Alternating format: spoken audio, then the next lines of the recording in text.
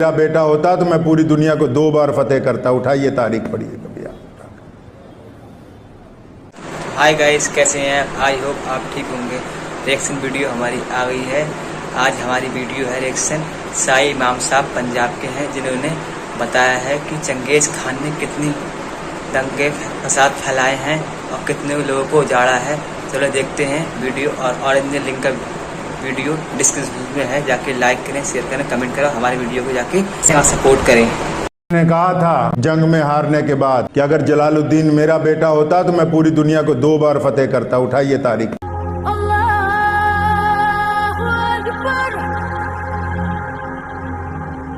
शरीयत ने हमें दर्श दिया है कि बदतरीन हालात में घबराया नहीं जा सकता है। इंसानों को सबक दिया मोहम्मद रसूलुल्लाह ने कि अगर हालात आपके मुआफिक ना हो, आबो हवा आपके मुआफिक ना हो, अगर आपको दवाई नहीं लग रही या आपके कारोबार में लगातार नुकसान हो रहा है, या आप कोई तहरीक चला रहे हैं उसमें आपके साथ नुकसान हो रहा है, या पूरी हुकूमतें आपके मुखालिफ हो गई हैं, तो इस्लाम ने कहा है कि इसमें घबराने की तो कोई बात नहीं है। इस्लाम ने साबित कदमी की बात की, इस्लाम ने अज़म और इस्तक़लाल की बात की। एक बड़ा खूबसूरत वाक़या मुझे याद आ गया। तैमूर लंग का बेटा था, सुल्तान जलालुद्दीन ख्वार आज़म शाह उसका नाम था। तो मंगोल उस वक्त पूरी दुनिया में बड़ी ताकतें थी। 2 ही बड़े सुपर पावर थी उस दौर में, एक चंगेज़ खान, एक तैमूर लंग। दुनिया की सुपर पावरें थी दोनों, और इनके पास लाखों लाखों फौजें थी। तो तैमूर लंग का जो बेटा था छोटा, उसका नाम था सुल्तान जलालुद्दीन ख्वार आज़म शाह। एक जगह चंगेज़ खान की 10 लाख फौजों ने उसे घेर लिया। सुनो इस्लाम ने दर्स क्या दिया है। अब उसे जब घेर लिया, इसके पास 10-15 हज़ार सिपाही थे सारे। जिस दिन मैं ये वाक़या पढ़ा तो मैं बहुत देर सोचता रहा भी जिनका आज़म इस्तक़लाल अल्लाह पे कामिल होता है वो किस तरह के लोग होते हैं। तो लिखा है कि वो एक पहाड़ी पर बुलंद पे खड़ा था, उसकी फ़ौज की टुकड़ी साथ में थी, तो चारों तरफ चंगेज़ खान की फ़ौजें, मंगोल जो थे, उन्होंने उसे घेरा हुआ था।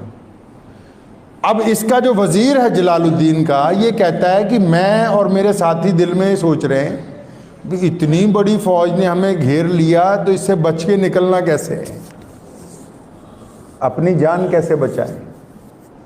और दुनिया का नुक्ता भी यही कहता है कि अगर बहुत बड़ी ताकत कोई सामने आ गई तो बंदा कैसे बाहर निकले। तो वज़ीर कहता है कि मैं और मेरे साथी वज़ीर और जर्नैल ये सोच रहे हैं कि भी ये इतनी बड़ी फ़ौज हमारे सामने खड़ी मंगोलों की, इनसे कैसे हमारी जान बचेगी, हम यहाँ से निकलेंगे कैसे। हम तो 10-15 हज़ार हैं, ये कई लाख हैं। तो कहता है कि वो जो सुल्तान था जलालुद्दीन, वो हमसे भी ज़रा एक चोटी और ऊपर खड़ा उधर देख रहा था दुश्मन की तरफ। तो हम सब ने मशवरा किया चले सुल्तान से पूछें क्या करना है। तो हम सुल्तान के पास सोचे और पहुँचे, और हमने ये सोचा भी सुल्तान अब हमें राय देगा भी किस तरफ से निकला जा सकता है, क्या किया जा सकता है। कहना अभी हम बोलने लगे तो सुल्तान ने वज़ीर के कंधे पे हाथ रखेगा, अब्दुर्रहमान इधर आ, यार मैं बहुत देर से इनको फ़ौजों को देख रहा हूँ और मैं ये सोच रहा हूँ कि जलालुद्दीन जब मैं इनको हरा दूंगा तो इतने जनाजे दफनाऊंगा कहाँ मैं।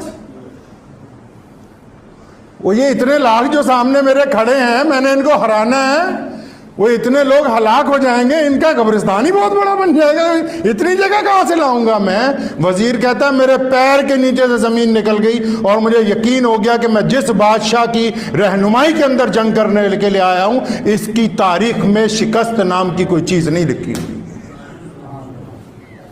चंगेज़ खान ने कहा था जंग में हारने के बाद कि अगर जलालुद्दीन मेरा बेटा होता तो मैं पूरी दुनिया को 2 बार फतेह करता। उठाइए तारीख पढ़िए कभी आप। इस्लाम ने तालीम दी है इंसानों को कि लोगों को डराए नहीं। हम लोगों ने तो काम पकड़ लिया लोगों को डराने का। मस्जिदों में डरा रहे हैं, मोहल्लों में डरा रहे हैं, बाजारों में डरा रहे हैं, कोई भी मिल रहा अगले को खौफजदा कर रहे, मशवरा ही सही नहीं दे रहे। कोई आपसे मशवरा लेने आता है, भाई मेरा फलां काम हो जाएगा, नहीं नहीं नहीं नहीं ये काम नहीं हो सकता, ऐसा नहीं होगा भाई। पड़ोसी को डरा रहे हैं कि तू फलां काम कर रहा है तो तुझे ये जुर्माना लग जाएगा, फलां काम कर रहा है ये जुर्माना। इस्लाम ने डराने की तालीम तो नहीं दी इंसानों को। अल्लाह करीम ने अपने बंदों को डराया तो नहीं, कहीं अपनी मिसाल दी।